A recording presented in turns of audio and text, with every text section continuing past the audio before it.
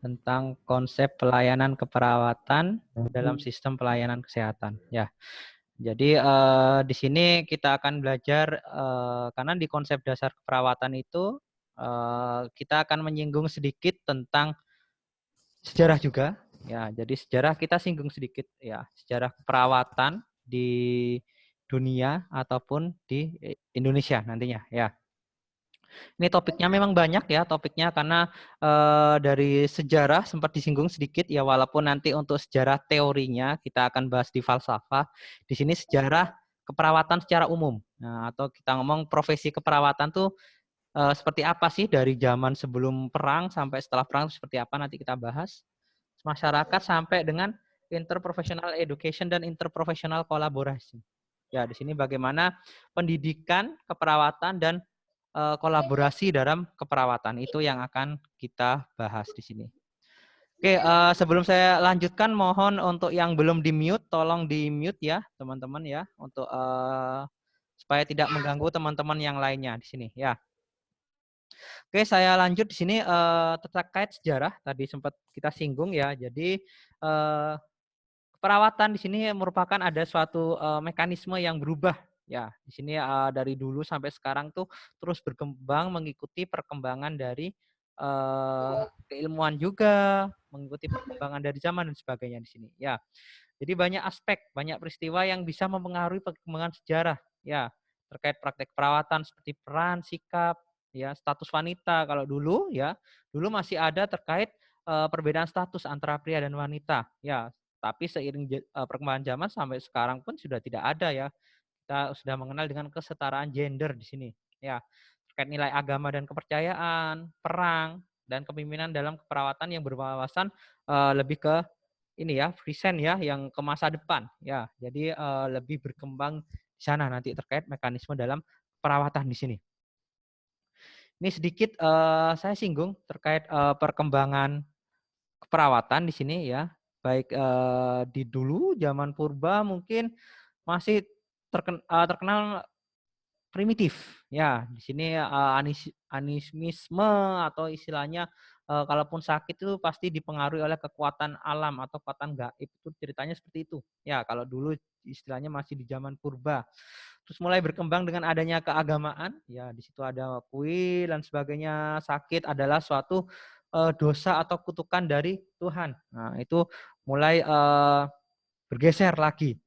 Terkait permulaan Masehi, setelah Romawi memiliki kalender Masehi dan sebagainya, dan sudah ada penganut Kristiani di situ ya, yang dulu terkenal tuh ada rumah sakit dan sebagainya. Di Roma mulai ada Islam dan sebagainya, itu mulai berkembang pesat.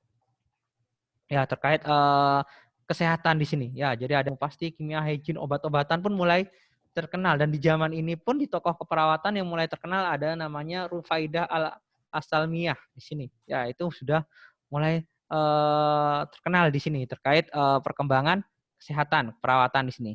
Terus bergeser ke abad ke-17 ya, mulai ada pergeseran dari zaman kerajaan juga dan awal perang di sini.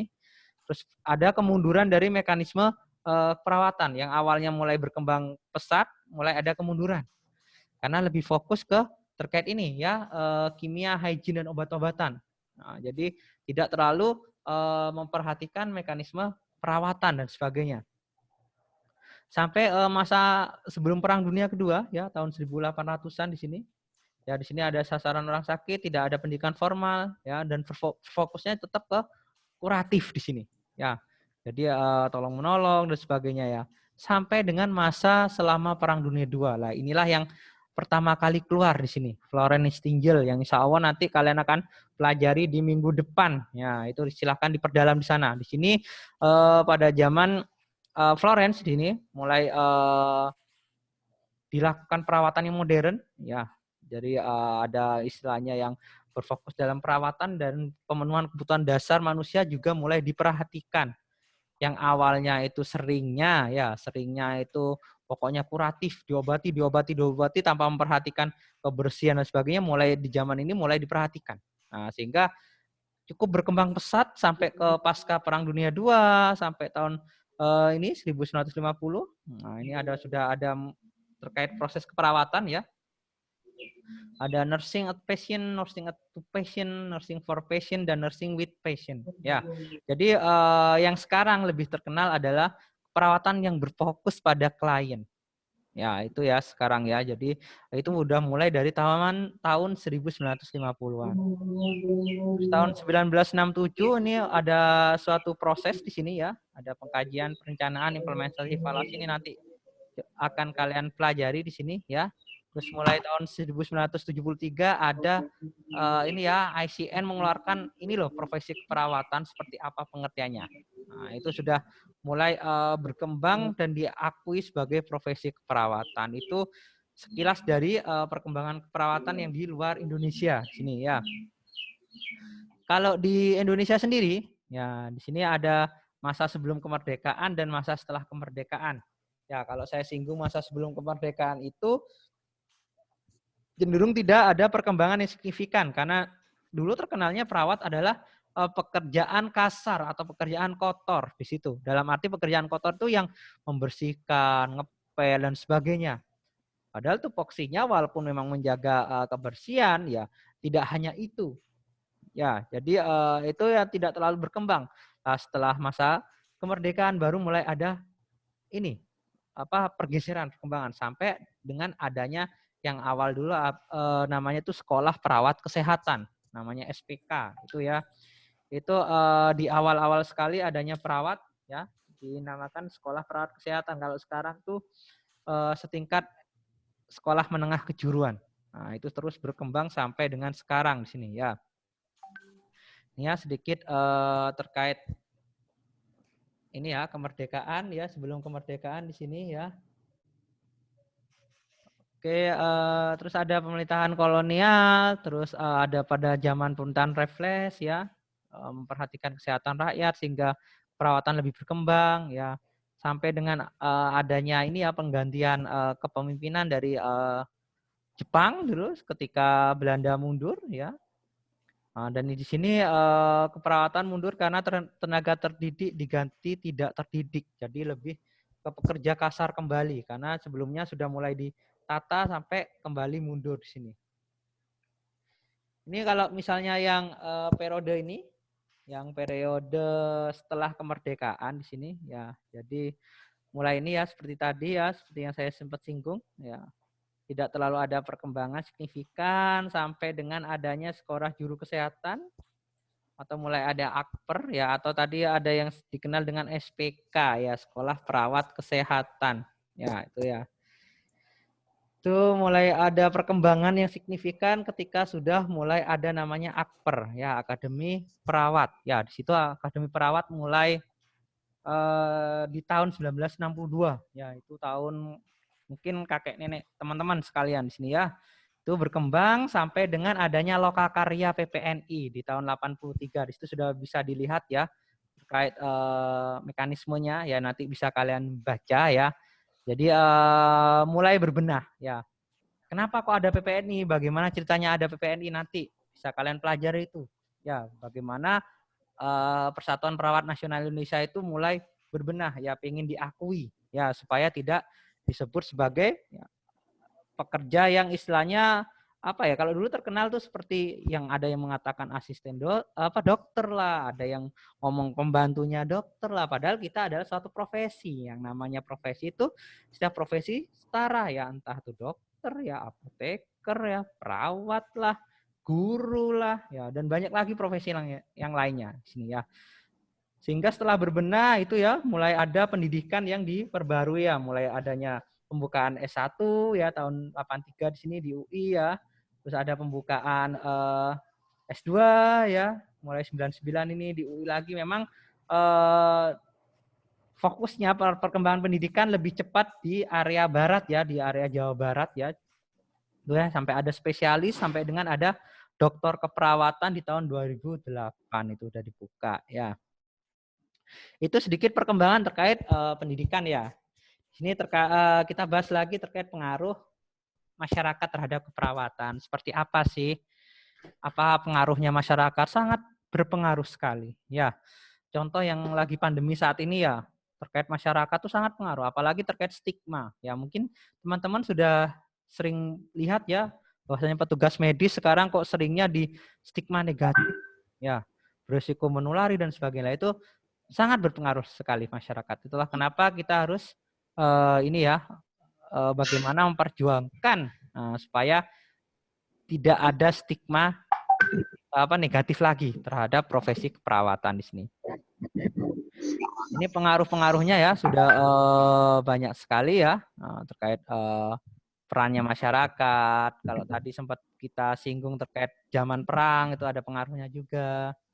Teknologi sangat amat berpengaruh. Ya, dari zaman dulu kalau memasukkan infus itu pakai jarumnya itu jarum yang bisa dipakai bolak-balik dan itu lebih besar, sampai sekarang pun jarumnya pun kecil. Ketika dimasukkan pun ya mungkin tidak terlalu sakit. Nah, itu terkait perkembangan teknologi ya. Demografi ya, terkait promosi kesehatan dan sebagainya, banyak sekali, nanti bisa kalian baca sendiri ya ini ya. Ini terkait definisi keperawatan ketika sudah diakui ya sebagai profesi, yang awal tonggaknya dari Lokakarya yang tadi sempat kita singgung ya. Lokakarya Nasional Keperawatan dari PPNI itu seperti apa ini ya? Kalau saya tarik garis besar di sini ya. Jadi fokusnya pelayanan keperawatan yaitu kepada biopsikososial dan spiritual. Ya, yang ini merupakan satu aspek, namanya aspek holistik. Holistik dalam arti semuanya. Ya, itulah kenapa kok sering perawat nih seperti apa sih fokusnya? Ya, intinya perawat tuh memenuhi kebutuhan dasar manusia. Kebutuhan dasar manusia apa? Ya, kebutuhan biologis, psikologis, sosial, spiritual, termasuk kebutuhan dasar.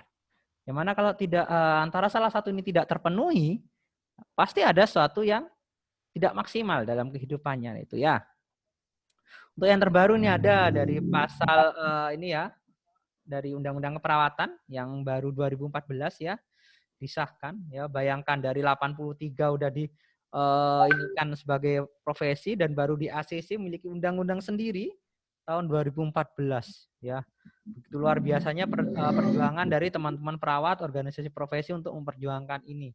Ya, jadi setelah ada ya alhamdulillah, mari kita lestarikan bersama ya terkait undang-undang ini sebagai patokan kita ya dalam berpraktek nantinya ya. Ini kalau dari ICN ya kurang lebih sama ya. Di sini ini ya. Jadi tindakan kolaboratif dalam perawatan di sini individu dalam semua umur ya. Baik bisa ke individu, ke keluarga, kelompok ataupun komunitas. Nah, ini lagi baik sakit ataupun sehat. Ya, ingat ya. Jadi perawat itu tidak hanya merawat orang sakit, orang sehat pun bisa kita rawat. Ya, tujuannya untuk apa ya? Supaya tidak sakit. Ya, supaya quality of life-nya itu tetap bagus, supaya tidak sakit. Nah, itu intinya ya. Ini dari beberapa definisi-definisi ya, nanti bisa kalian baca sendiri ya. Kalau perawat tuh harus lulus pendidikan tinggi keperawatan ya. Pendidikan tinggi, ingat ya, pendidikan tinggi. Berarti apa? Minimal D3 vokasi. Ya, ketika kan dulu ada namanya sebelum D3 itu SPK, seperti yang tadi saya singgung ya, sekolah perawat kesehatan yang setingkat sekolah menengah kejuruan itu ya, itu belum bisa dikatakan perawat ketika sudah ada undang-undang ini. Ya, entah istilahnya asisten perawat dan sebagainya. Sekarang kan banyak ya seperti itu. Yang jelas itu bukan perawat, karena kalau kita lihat di sini acuan dari definisi perawat, nah ini ya, telah lulus pendidikan tinggi keperawatan. Kalau dari ICN di sini ya, nah mirip-mirip ya, sama, telah menyelesaikan program pendidikan keperawatan. Intinya sama. Ya, bahwasanya ada dasarnya di sini ya. Ini ya, di sini kalau dari versinya yang lain di sini ya, yang telah menyelesaikan program basic ya. Jadi perawatan dasar ya, ada yang umum dan sebagainya di sini. Intinya sama di sini. Ini terkait kompetensi ya. Jadi kompetensi apa saja sih? Ya, selain tadi bisa melakukan promosi kesehatan untuk mencegah sakit ya, dalam merawat sakit juga bisa, baik itu sakit secara physically atau mental di sini ya. Bisa membantu ya orang yang tidak mampu dalam pemenuhan kebutuhan dasar manusia di sini ya, dan banyak lagi di sini ya. Bisa menjadi menjadi pembawa ini informasi, juga mengajarkan ya terkait promosi ya. Dan nanti bisa kalian lihat di sini ya, ada menjadi peneliti juga bisa di sini ya. Jadi banyak sebenarnya yang bisa dilakukan. Jadi intinya perawat tuh gak hanya di rumah sakit kerjanya, ya. Jadi tidak sekecil itu lingkupnya, luas malahan ya. Ini jenis-jenis perawatnya nanti bisa kalian baca, bisa kalian browsing di googling ya, ketik saja Undang-Undang Keperawatan Nomor 38 Tahun 2014. Klik, silakan baca banyak PDF-nya. Ya, silakan baca supaya kalian tahu kayak apa sih yang dikatakan perawat itu. Ya, ada perawat vokasi, ada perawat profesi, ya. Kalau profesi itu ada dibagi nurse dan nurse spesialis dan sebagainya. Nanti sudah jelas bisa kalian baca. Ya, penyusun ilmu keperawatan ada berapa di sini berdasarkan undang-undang juga ada 5 ya, ada ilmu dasar, ada ilmu keperawatan dasar, ilmu kesehatan masyarakat, komunitas ataupun keperawatan klinik. Nah, klinik lah di sinilah yang seringnya di sini yang di tatanan rumah sakit ya, seperti ketika melakukan perawatan pada pasien dan sebagainya di sini ya. Kalau masyarakat komunitas tuh ada nanti kalian akan pelajari itu ya. Terkait perawatan komunitas kalau ilmu perawatan dasar ya termasuk saat ini kalian akan mempelajari ilmu perawatan dasar di semester awal di sini ya. Ini terkait lingkup praktik ya. Ini juga bisa kalian baca di undang-undang ya. Apa sih praktek keperawatan? Memberikan asuhan keperawatan. Yang boleh apa saja sih dalam asuhan keperawatan itu? Kita boleh nggak sih ngasih obat ya? Obat yang boleh kita kasih itu seperti apa? Saya rasa sudah dijelaskan di sana. Silakan itu menjadi pelengkap nanti ya untuk bahan bacaan kalian terkait undang-undang keperawatan karena itu sangat penting nantinya ya. Karena itu bagian yang mayoritas akan disinggung walaupun memang banyak sub-subnya, sub-subnya dari undang-undang tersebut yang masih belum terperinci. Nanti akan kita bahas di lain waktu terkait apa-apa saja yang belum bisa terperinci di sana di sini. Ini ada sistem pendidikan tinggi keperawatan ya. Ada kebijakan, tuntutan kebutuhan masyarakat dan perkembangan profesional. Intinya kita dikatakan sebagai profesi itu namanya ilmu kan terus berubah. Ya, jadi untuk mengawal ilmu itu dibutuhkan terkait perkembangan yang profesional. Ya, dalam arti ya yang dulu dimulai ada SPK ya, terus ada D3, terus dibukanya S1 nurse ya, S1 nurse dan profesinya itu ada S2 sampai S3. Nah, itu terkait perkembangan terkait profesionalisme. Bukan berarti kalau semakin tinggi pendidikannya nanti semakin cuek, semakin acuh tak acuh. Ya. Enggak ya, harusnya semakin care ya. Karena intinya dari keperawatan adalah care di sini ya, caring di sini ya. Ini landasan pengembangan ya. Nanti ini bisa sebagai bahan acuan, bahan belajar tambahan ya. Yang tadi sering saya singgung ini ya, yang poin nomor 3 di sini ya, Undang-Undang Nomor 38 Tahun 2014. Ini adalah untuk saat ini adalah undang-undang yang menjadi apa ya, basic hukum dari keperawatan yang pure keperawatan ini. Ya, sebelum-sebelumnya kita nebeng ya, nebeng ke Permenkes ya, nebeng ke Perpres dan sebagainya. Ya, saat ini sudah ada juga terkait leveling ya, level kalau S1 tuh bolehnya ngapain sih? Nah, itu bisa kalian lihat di KKNI nanti. Ya, ini terkait supaya kalian paham nih.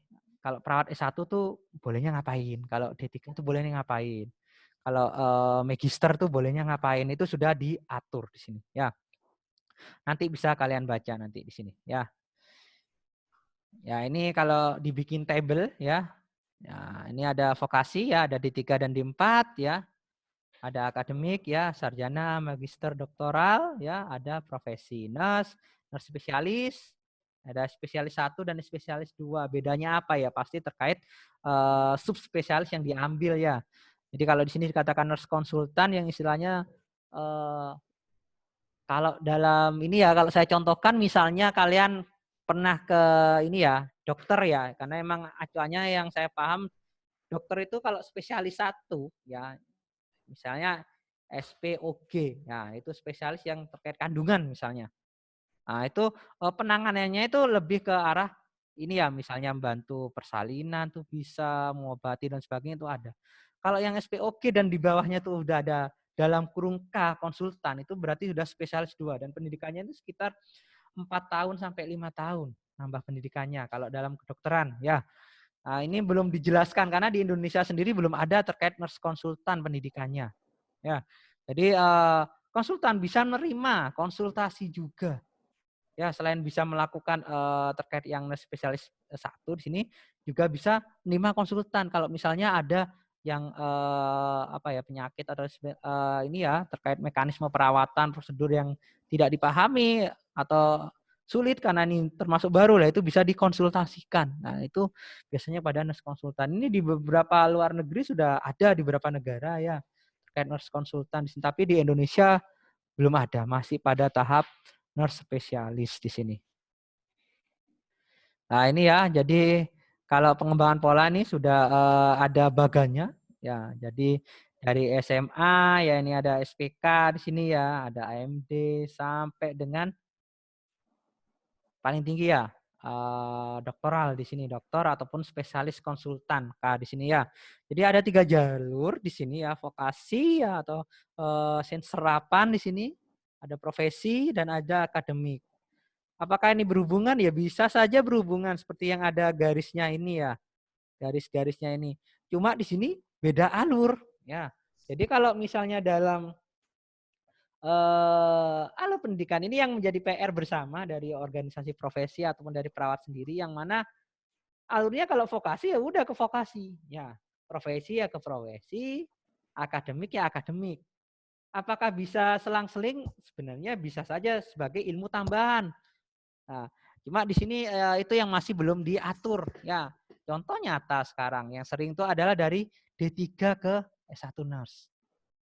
Ya, itu memang belum ada ini ya aturan yang benar-benar tegak terkait boleh ini atau kalau vokasi harusnya terus vokasi saja itu ya karena kalau dari Permenkes ya boleh-boleh saja masih aturannya. Kalau dari aturan pendidikan yang istilahnya sudah ada pengembangan di sini ya harusnya kalau kita ngomong vokasi terapan ya jalurnya keterapan di sini.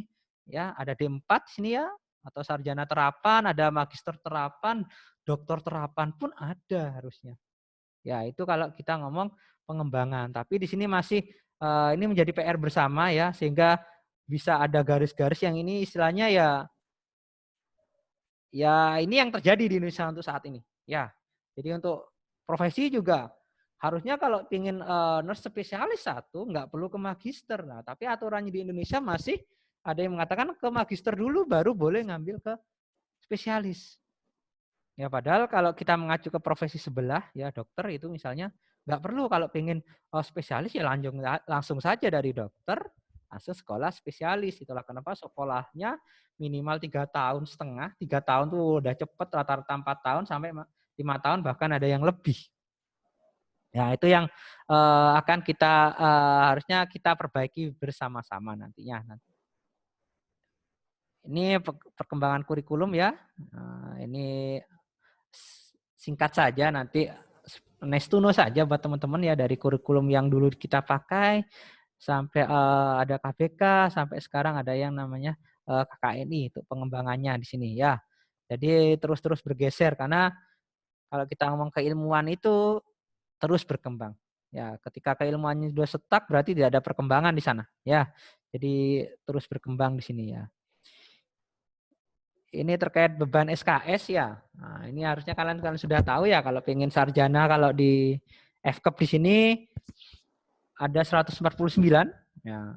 Itu syarat minimalnya adalah 144 di sini. Dengan masa studi 4 sampai 5 tahun lah. Ini masa studi ini yang dikatakan paling lama ya di dunia ya. Ini juga menjadi PR bersama juga nih nantinya ya. Karena pendidikan perawat yang terlalu lama itulah yang mengakibatkan ya perkembangan perawat pun ya lama juga. Ya. Sini ya ada beban SKS-nya kalau diploma itu kalau nggak salah 108 ya. Kalau S1 tuh 144, nanti kalau S2 tuh kalau nggak salah 36 kalau nggak salah atau berapa itu ya nanti bisa dilihat terkait acuan SKS minimal di sini. Profesi juga ada ya, minimal 36 SKS dengan masa studi 1 sampai 2 tahun. Insya Allah di sini kalau tidak ada masalah kalian intinya tidak menunda stase dan sebagainya lancar, insya Allah 1 tahun sudah kelar di sini terkait program profesi. Ini kalau dibikin bagan ya di sini program profesi sebagai pendidikan profesional, ada akademik ya, ada profesi tadi yang sudah seperti ini jelaskan dari bagan itu ya. Nah, di sini ya, ini salah satu kendala yang pertama. Nah, padahal di sini sudah dikatakan menjadi satu kesatuan. Ya, akademik profesi. Ya, otomatis kalau ingin jadi perawat, ya nggak boleh berhenti di tahap akademik saja, katanya ya. Nah, masalahnya di sini aturan mainnya masih ada yang membolehkan dia berhenti sampai tahap sarjana. Apakah bisa nanti dikatakan sebagai perawat? Kalau dari acuan undang-undang ya harusnya susah karena nanti kalau sarjana saja kalian tidak akan memiliki surat tanda registrasi perawat. Itu istilahnya kalau kalian ingin naik motor harus punya SIM. Nah, kalian tidak memiliki SIM itu, ya. Karena syarat untuk mengurus SIM itu kalian harus lulus tahap profesi. Lah ini menjadi kendala yang harusnya dipikirkan oleh organisasi profesi dan persatuan ini ya, profesi juga nanti yang intinya harus mengurus ini nanti. Ya, nanti akan kalian pelajari lah secara mendalam kenapa kok boleh ini dan sebagainya ya. Dan akhirnya ini kendalanya tujuan programnya tidak tercapai, salah satunya ya tadi itu. Ya, terkait profesi dan sebagainya. Akhirnya kualitas lulusan pun bervariasi ya. Intinya kalau kita ngomong profesi nurse, entah nurse dari UNED, ya, nurse dari Jawa Timur, Jawa Tengah, Jawa Barat, Sumatera sampai Papua pun ketika memang inti kurikulumnya sama, prosesnya sama, intinya sama ya. Tidak bervariasi, dasarnya sama ya. Itulah kenapa saat ini ada namanya uji kompetensi ya, supaya itu salah satu syarat minimal dia lulus sebagai perawat. Ya walaupun sekarang sudah bergeser ya uji kompetensinya tidak hanya tes tulis, insya Allah nanti ada dari nilai akademik juga ada exit exam kalau tidak salah nanti ada mekanismenya dan itu nanti sambil berjalan kalian akan memahami itu ya. Ini ya dikatakan tidak siap pakai jika hanya tahap akademik. Iya, karena harus kalian pengalaman di dalam klinisi juga di sini ya. Ya, selanjutnya ini ya terkait program profesi nurse ya. Untungnya apa ya? Jadi kalian sama ya ketika kalian sekolah di sini ya. Kalau bisa sampai selesai kelar, apa itu kelarnya sampai nurse? Ya, karena ini ya based on yang pengalaman saya di sini ya, semenjak saya join di sini 2016 tuh sering berhentinya ya, bukan berarti saya ini ya mau mewajibkan pun saya nggak ada dasarnya ya di sini karena seharusnya memang selesainya tuh nurse supaya ready. Tapi banyak sekali yang berhenti entah tuh alasan ya memang ingin yang lain atau ingin kerja dulu ya atau yang sering klasik itu apa ya, karena memang mayoritas cewek ya apa itu menikah itu alasan klasik ya. Bukan saya melarang menikah loh ya. Nanti saya dituntut nanti kalau saya mengatakan melarang menikah. Enggak boleh. Bukan berarti setelah menikah kalian enggak boleh ikut profesi. Boleh, silakan diatur ya. Mau kalian sekarang pun menikah asal punya pasangan ya, itu yang paling penting ya. Menikah tuh harus ada pasangannya ya. Jadi asal punya ya enggak masalah, monggo. Enggak ada aturan yang melarang kalian menikah. Boleh, kuliah sambil menikah juga boleh.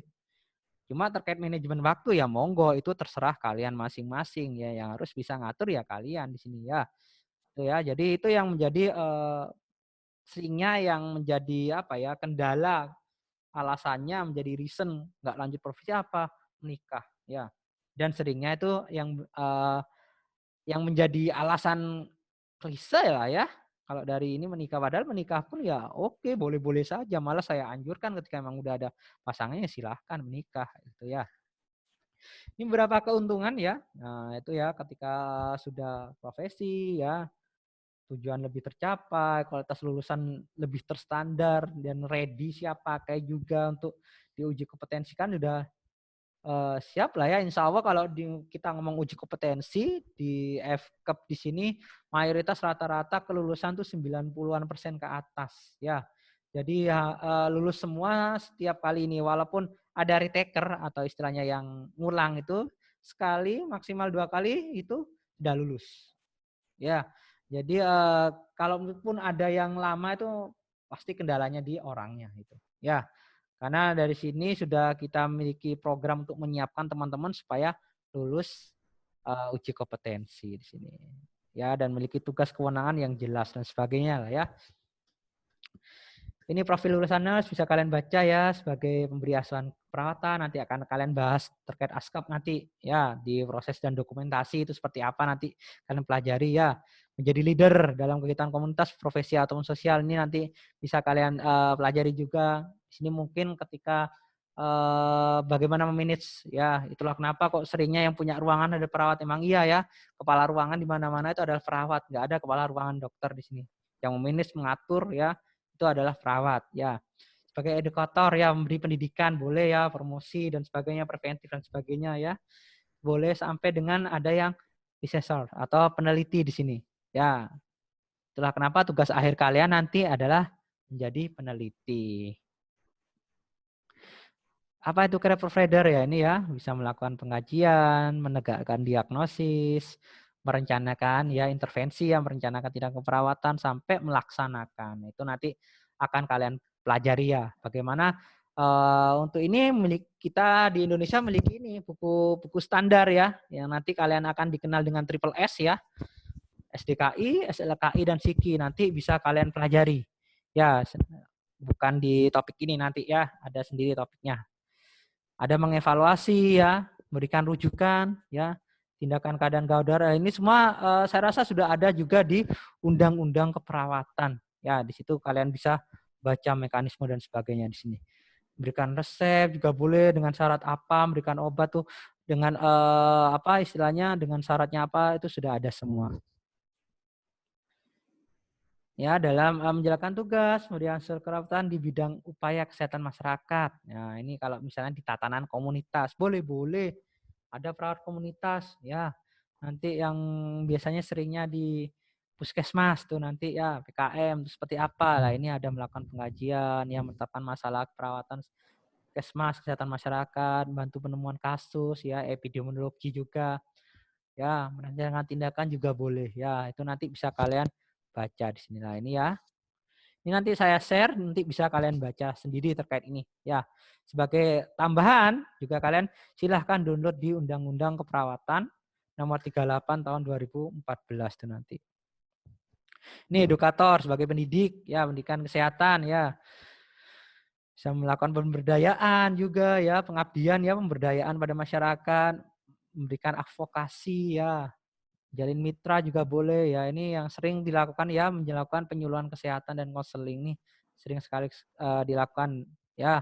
Ketika kalian juga nanti PBL ya, nanti ada kalian tuh pembelajaran berbasis ini lapangan ya, atau kalian tuh seperti PBL ya. Semoga ketika kalian waktunya itu tidak pandemi ya, sehingga kalian benar-benar bisa menerapkan ini nanti. Ada penyuluh, konselor juga ada di sini ya, melakukan pengajian holistik ya. Apa tuh holistik seperti tadi ya, bio, psiko, sosial dan spiritual. Ya itu benar-benar dilakukan di sini ya. Pemberdayaan, advokasi sampai penyuluhan juga. Nanti bisa kalian baca terkait poin-poinnya di sini ya. Bisa melakukan pengelolaan pelayanan keperawatan ya. Seperti apa itu? Ya sama mengkaji dan menetapkan permasalahan ya, sampai dengan melaksanakan, berikan tindakan sampai dengan mengevaluasi. Ketika memang itu tidak terlaksana dengan maksimal, masih belum optimal, bisa juga memberikan rujukan nanti ya. Penelitian ya, ini penelitian juga nanti akan kalian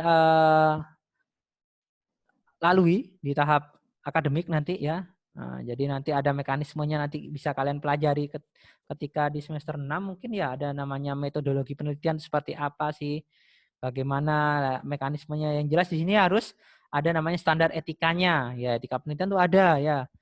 Ada izinnya nih, atas izin ya menggunakan pasien sebagai objek penelitian itu bisa boleh dilakukan ya, asal sesuai dengan etik dan sesuai dengan aturan. Nah, itu nanti ada penjelasannya. Ya, saya rasa jangan di sini lah ya. Kalau di sini jelaskan terkait metode nanti panjang kali lebar, nggak selesai-selesai ya di situ ya.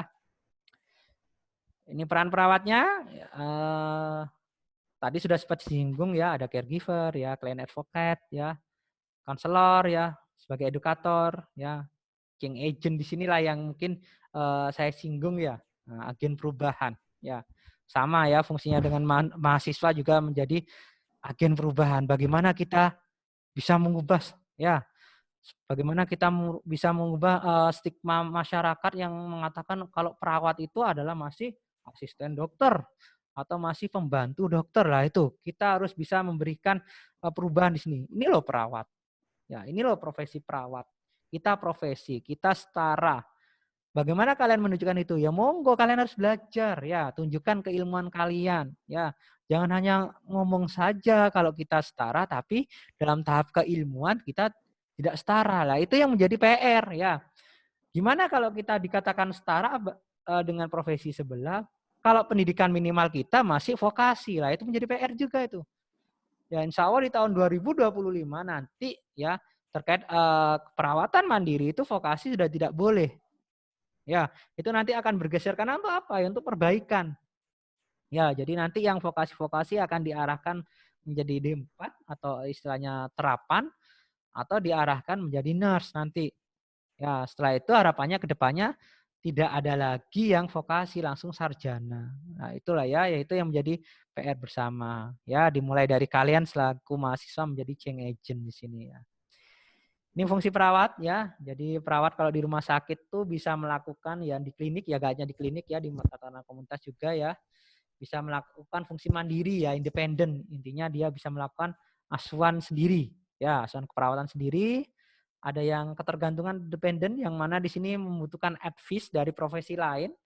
Misalnya contoh obat ya, kita memberikan obat tuh tidak bisa kalau dalam undang-undang kita langsung memberikan obat itu tidak bisa, harus ada advice. Ya, cuma di sini ada tadi kan ada yang mendasari ya, atau ketika ada gawat darurat dan sebagainya dan kita sudah memiliki ilmu itu, yaitu ada garis bawahnya masih. Ya, itu ada dependen, ada juga yang fungsi kolaboratif. Ini yang sering dilakukan atau yang namanya interdependent. Ya, ini yang cukup sering dilakukan ya, karena kita kalau di pasien di rumah sakit itu seringnya kolaboratif. Ya, nggak ada yang pasien tuh sembuh hanya dengan dokter saja atau dengan perawat saja atau dengan apoteker saja, nggak bisa. Harus kolaboratif dari sekian profesi itu yang merawat dari si pasiennya di sini. Oh, ini tugas dan wewenang. Ada lagi kan di Undang-Undang Keperawatan. Makanya silahkan kalian download baca. Insya Allah gratis dan nggak banyak kok. Berapa mega itu cuma ya terkait undang-undang ya, nanti bisa kalian baca di sana. Berikan askep, nyuluh, mengelola, meneliti tadi sempat kita singgung. Ini pasal 32 apa itu terkait pelimpahan wewenang ya. Seperti tadi ya, atau ada yang namanya fungsi delegatif, mendelegasikan itu juga ada. Nanti bisa kalian baca secara lengkap nanti pasal-pasalnya di undang-undang nanti ya. Ini ya, pelimpahan tanggung jawab juga boleh, hanya dapat ya, memberikan limpahan ketika ada syaratnya juga ada ya.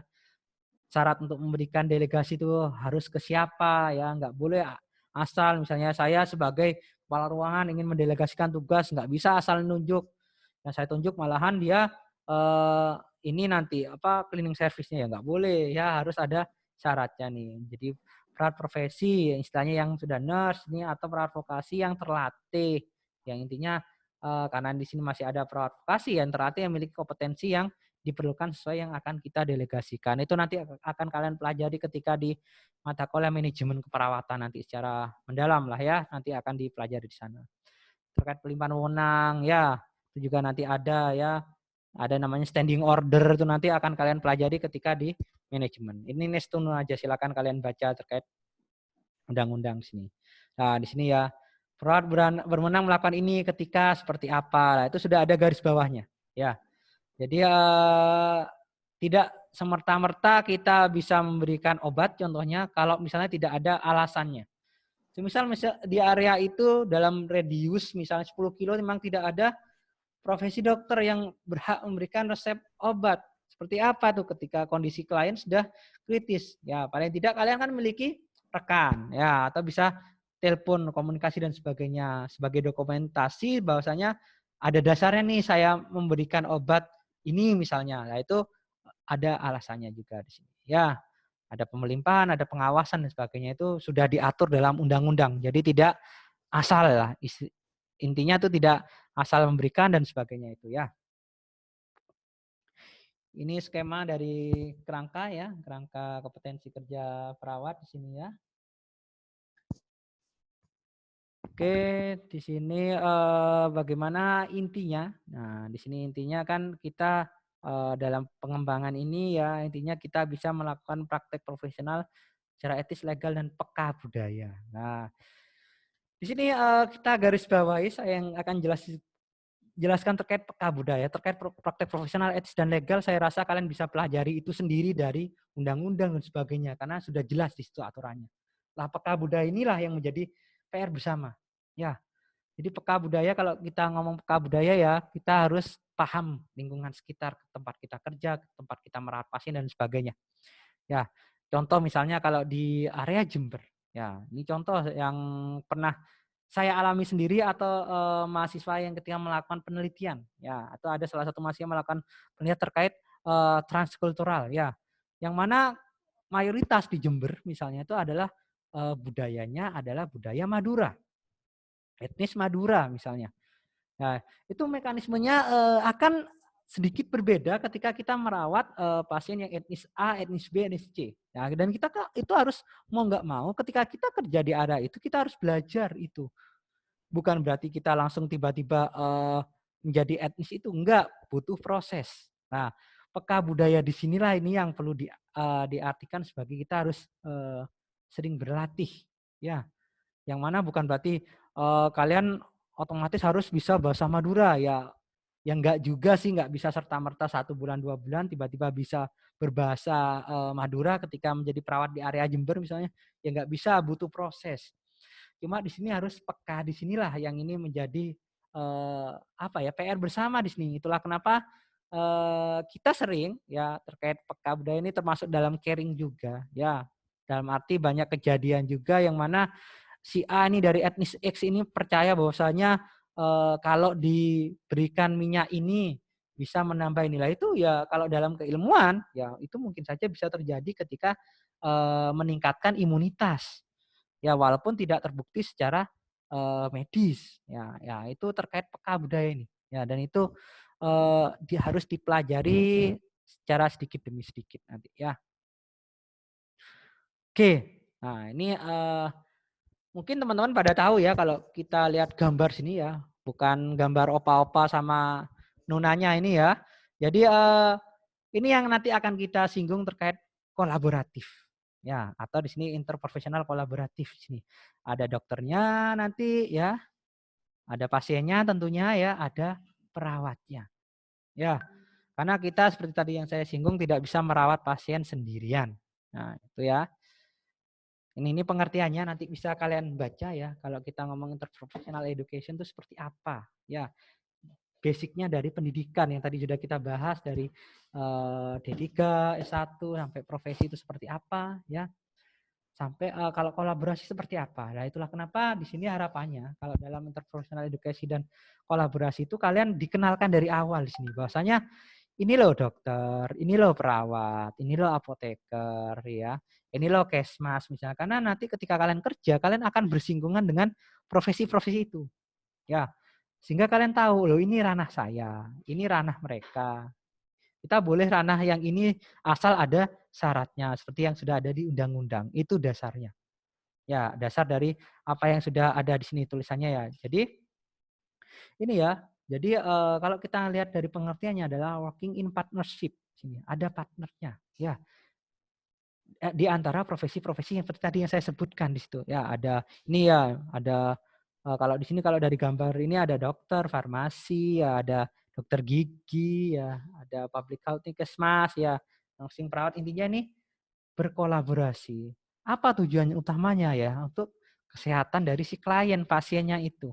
Ya, itu tujuan dari interprofesional kolaborasi. Ya, ini kalau kita lihat dari ini ya, bagaimana kok ada hubungannya sih antara interprofessional education dengan interprofessional collaboration. Karena intinya dalam pendidikan tuh sudah mulai dikenalkan ya ketika di ranah pekerjaan nanti kita sudah nggak bingung lagi mau ngapain. Ini ranah saya sebagai perawat. Oh, ini ranah mereka. Nah, itulah tujuannya nanti tupoksi kalian. Nah, itu kan sudah ada di undang-undang tadi. Perawat boleh ngapain? Perawat boleh ngapain? Perawat boleh ini garis bawahnya atau bolehnya memberikan obat misalnya tadi yang seperti saya contohkan, asal syaratnya apa. Lah itu kan sudah ada dasarnya. Nah, itu yang harus kalian mengerti. Nah, sehingga ketika berkolaborasi tidak gagok. Apa ya, kalau gagok ini intinya tidak bingung. Saya mau ngapain tuh nggak bingung. Ini loh perawat, saya harusnya begini nih. Nah, itu yang kalian harus paham nanti di sini. Itu tujuan terkait interprofessional education dan collaboration. Nah, posisi perawatnya di mana ya? Tadi sudah sempat disinggung ya di sini ya. Ini terkait yang evidence base yang sekarang ya, terkait COVID ya. Ini karena permasalahan global di sini ya. Jadi OP ya, OP itu organisasi profesi kita ya, PPNI ya, Persatuan Perawat Nasional Indonesia sudah kan koordinasi dengan pemerintah terkait bagaimana sih menangani terkait pandemi ini. Ya, bukan berarti kalian tidak bisa ngapain, bisa, malah kalian itu seperti yang tadi saya singgung ya, change agent ya. Mulai kapan? Mulai sekarang, walaupun belum punya STR, belum bisa dikatakan perawat, tapi kan sekalian kalian menjadi mahasiswa keperawatan, calon perawat. Ya, ayo mulai sekarang nih berperilaku seperti perawat nih. Ya, atau melakukan edukasi boleh, paling tidak ke siapa? Ke kalian sendiri sama keluarga kalian. Ya, itu yang bisa kalian lakukan. Misalnya kalau mau keluar pakai APD ya, belum masuk ini cuci tangan dan sebagainya. Itu kan hal kecil tapi itu ya ayo mulai sekarang bisa dilakukan di sini. Ya, ini ya melakukan koordinasi supaya terlindung. Dalam arti di sini jadi perawat itu memang resiko ya. Ya, resiko tertular penyakit iya. Nggak hanya sekarang saja ya. Dari dulu ya, zaman dulu sebelum perang seperti tadi yang sempat saya singgung itu sudah beresiko tertular penyakit karena kita menjadi garda yang terdepan juga. Ya, hanya saja saat ini yang lebih digembor-gemborkan karena memang ada COVID ini ya, yang istilahnya penyebarannya kita nggak bisa melihat secara kasat mata tapi bisa kita rasakan dan bisa dicek gitu ya. Jadi intinya ya kita sudah melakukan koordinasi di sini ya terkait OP ya. Intinya ya ketika kita memakai APD ya, alat pelindung diri ya, kan udah ada levelnya tuh level 1 sampai level 3 tuh insya Allah kalau dalam tatanan medis mungkin level 2 minimal atau malah level 3 ya itu insya Allah kita akan terlindung. Jadi intinya waspada boleh tapi jangan paranoid lah ya. Jadi atau malah parno takut dan sebagainya jangan. Ya, jadi waspada boleh, kita melakukan APD dan sebagainya boleh, tapi jangan sampai paranoid apalagi sampai menyebar hoax-hoax yang tidak bisa dipertanggungjawabkan atau malah bikin resah masyarakat. Itu jangan ya. Jadi intinya kalau ingin menyebarkan berita ya, cek dulu kebenarannya ya. Yang sekarang yang sering itu kalian dapat info di grup, kalian share dulu. Benar nggak sih info ini? Nah, itu yang jadi salah itu ya. Jangan share dulu ketika dapat info kalian, pastikan kebenarannya dulu. Ya, baru kalian setelah memastikan ini salah ya wes, stop di kalian. Nah, yang jadi sering jadi masalah sekarang kan kalian dapat informasi, kalian sebar lagi ke grup dengan bawahnya itu benar nggak sih berita ini? Nanti teman-temanmu yang di grup itu sama, nge-share lagi di grup yang lain. Akhirnya menyebar kemana-mana. Nah, itu yang sering terjadi ya, apalagi di awal-awal pandemi dulu ya, hoax tuh banyak. Lah, itulah ya selaku change agent kalian mulai mengawal itulah hal yang kecil dulu ya. Seperti tadi ya melakukan tindakan yang higienis, perilaku hidup bersih dan sehat sebagai contoh ya. Tidak suka menyebar hoax dan sebagainya gitu ya. Ini ditutup dengan kata-katanya dari ibu keperawatan kita ya.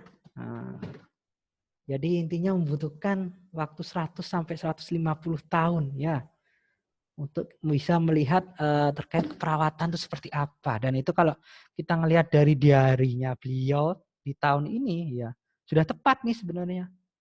Ya, di tahun saat ini nih kita benar-benar membutuhkan perawat ya.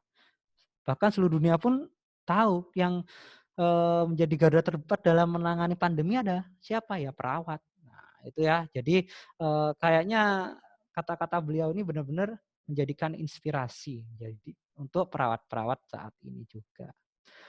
Oke, mungkin, itu saja yang bisa saya sampaikan terkait materi ini ya. Jadi nanti insya Allah akan saya, eee, ini upload di